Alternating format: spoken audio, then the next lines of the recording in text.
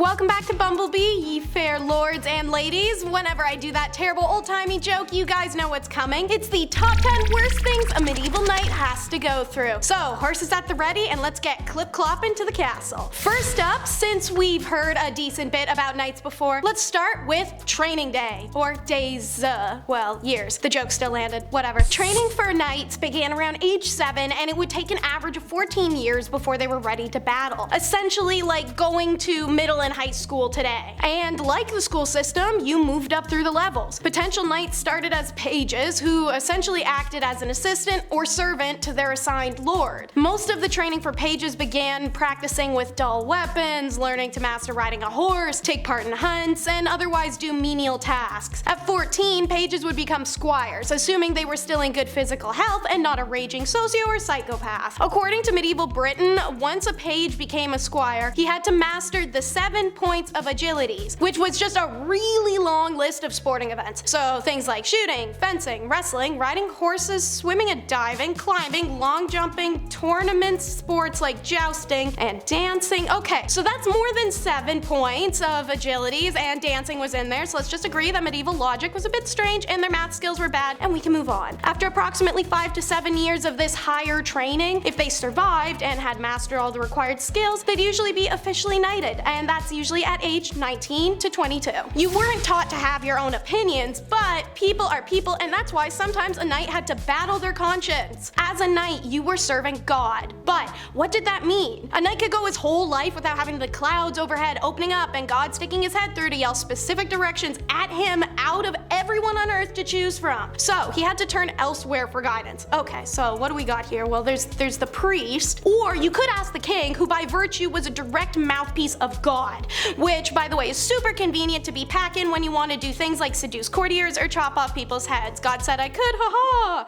But this also means a knight is always beholden to kings and that mouthpiece of his. Whether or not the orders agreed with the knight's conscience, the orders came from God and he was dedicated to that God. So what happened to knights who disobeyed that or somehow dishonored themselves? The ones who the king hits up and said, yo, I'm gonna have your wife tonight, or go execute this blind person for bumping into me, and their response was anything other than, oh yeah man, do whatever you want. Well, a king gave the knight his spurs so he could also take them away. According to noble dynasty, when a knight who did something treasonous or cowardly, correct, was just accused of doing something treasonly or cowardly because there didn't have to be proof, he got publicly stripped of knighthood in a formal ceremony, then executed. And seeing as being a knight meant that could happen at any second, X marks the plot. There must have been those knights with existentialism, the ones who laid up at night wondering if all the infidel killing and pervy chivalry and pillaging and holy calling stuff, what if it's almost but not enough to get you into heaven? Which means you could do pretty much everything right as a knight and still spend sleepless nights worrying that you wouldn't make it past the pearly gates. They were a super religious lot after all. In anticipation of solving this problem, a lot of knights, well, those who made it past their youth anyway, would often join a military order because membership usually came with a plot in a church graveyard. And seeing as they believed even people who were completely without sin could not be guaranteed a place in heaven unless they were buried in a certain kind of dirt, that's better than a pension. And no, not any dirt would do. It had to be consecrated dirt of a church graveyard. According to ancient history encyclopedia, an aging knight would sometimes even enlist at the last possible second for battle, so he could be interred beneath a lovely stone effigy in church forever without needing to do or spend any time doing boring churchy stuff. Our world loves class divide, and that's no different back then,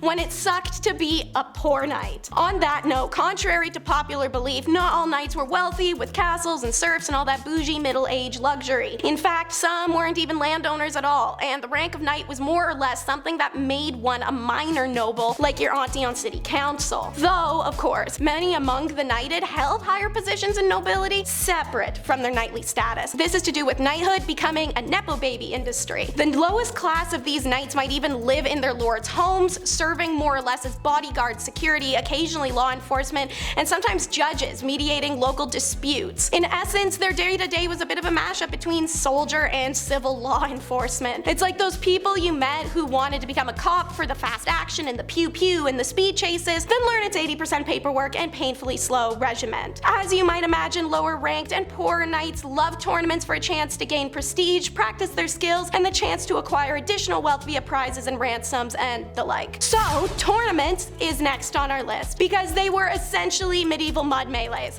Since knights started at not-nosed kids, it was easy to build the ideology of tournaments as fun and exciting into them, the foundation of competitiveness. In the 13th century, tournaments were particularly bloody and death was not uncommon. Initially, the games and tournaments were a little more than massive melees. Usually including real sharpened weapons, there were no rules, and tensions were made intensely high because often they'd group the knights by nation or clan, then pit them against each other that way. Call whoever had that idea Taylor Swift because they wanted bad blood. That said, the general point, unlike real battle, was not to intentionally kill your opponent, but just to knock them off their horse, steal their armor and horse, and take them prisoner until the tourney is over. That being said, dull weapons weren't introduced into tournaments for hundreds of years, and they also used lances to launch each other off of horses at full speed, so realistically death is inevitable. One notable tournament took place in 1274 when King Edward I was pitted against the Count of Chalons. As the king and the count battled it out, dozens of soldiers from each side got involved and lost their lives. And these tournaments often took up whole villages.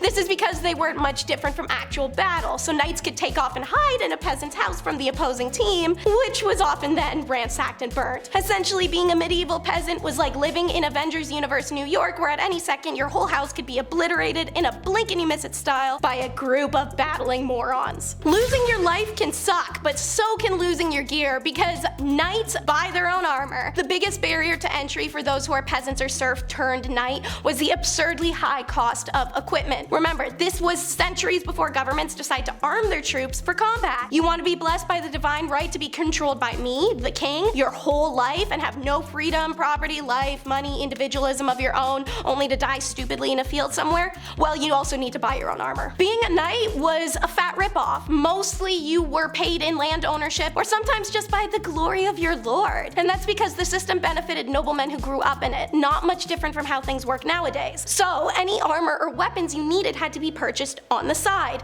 With money, you were never given. It's no problem for the knights of noble birth, but other knights would have to work the land and sell goods just to earn enough. Yes, it is also a tin can, and it's one size only. Have fun rebuying pieces when weight fluctuates.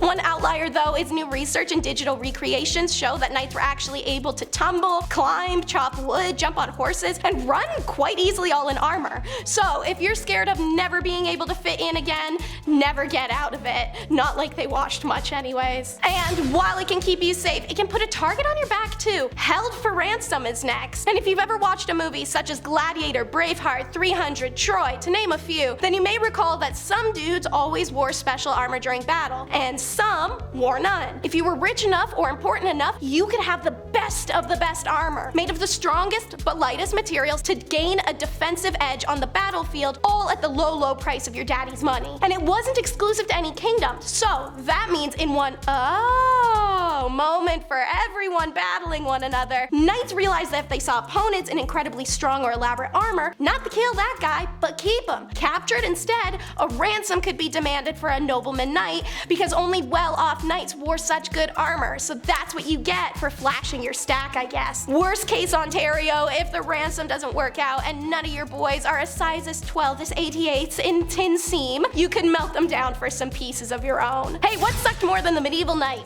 Being married to one. Like so many of the sickest jobs in history, being a knight was exclusively reserved for the owners of a ding-a-ling. Their wives were expected to sit at home, not learning to kill people with a broadsword or pile driving her buddies into a pile of dung, their bloodlust going offensively unsatiated. Unless their husband died like a moron, that is. In that case, in a very un-Middle Ages twist, women were expected to fulfill all their husband's knightly duties. This included protecting their new lord and making sure his land didn't fall into disrepair. Only women didn't get any of the cool stuff that came with it, like respect or equality or acknowledgement by history. They got armor though, which is pretty sick. Unsurprisingly, the wives seldom waited for their husbands to get gored by a lance before getting all up in the business of running the show. He could literally drop at any time, so homegirl had to be ready. This resulted in knight wives actually being significantly more skilled and diplomatically inclined than their husbands. The duties generally expected of a knight's wife included everything from organizing the defenses of their estate to arranging marriages for their servants. This was on top of being at beck and call for their husbands 24 hours a day. I wonder how many of these men really met their ends of their own accord, and how many met their end when she didn't need him anymore. It has the effect Taco Bell has on the average 21st century person. Dentistry. Dentistry is a disease caused by tainted food and drink, causing intestinal inflammation leading to excessively frequent and uncontrollable diarrhea to the point of death. So yeah, Taco Bell. Generally, no one was safe. A fact 15th century Italian polymath Girolamo